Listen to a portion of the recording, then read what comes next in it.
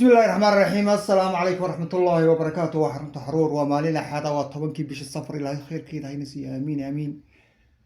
عشر كم وحا أنكو إيجي برشة الصومالية سيدا أي تاي ما أنت وما أنت لا بقولي كوبي كونتنات إيه اسكو حكتا إيه أنا رضو الحمد لله رب العالمين الحمد لله رب العالمين الحمد لله رب العالمين.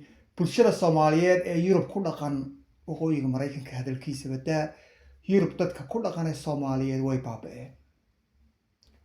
baaba'een meel allaale iyo meel u fiyow ma jirto.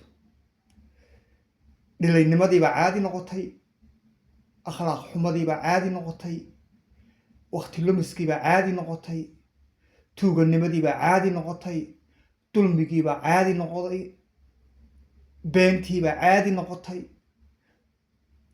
In lays caayo oo lays xanto ayaa dabeecad noqotay oo caadi laga dhigay oo naga dhigay nolosheena ka mid tahay. taasi waa halkan taaganay, waa ta xijaaban, waa ta niqaabka xidhan, waa ka khamiiska xidhan, waa ka garh kale, waa ka wax bartay, waa ka aan wax baran, waa ka yar, waa ka weyn. wax meel way ka wada siman yihiin oo waa isku dabeecad, laakiin dadka badankiisu ma oga halkay dhibaatada ku timi. marka taasin halkaasaynu ku jirnaa. maxaa laga qaban karaa? waxaa laga qaban karaa in dadka la wacdigeliyo. dadka badankiisu way tageen, way ku daayeen. wixii 50 jir ka weyn ilaahay buu leeyahay.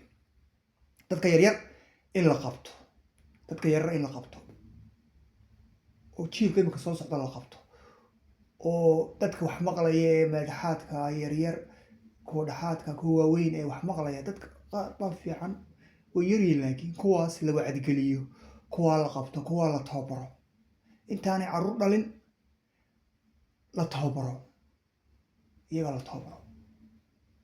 xalka keliya waa kaas. in iskuulo gaara la furto, iskuul 2 qof 3 qof lagu bilaabo, guryaha lagu bilaabo, ciyaalka iskuulada laga saaro, ciyaalka malcaamadaha laga saaro, masaajidada ay tegayaan, macallin loogu qabto, macallin quraan guriga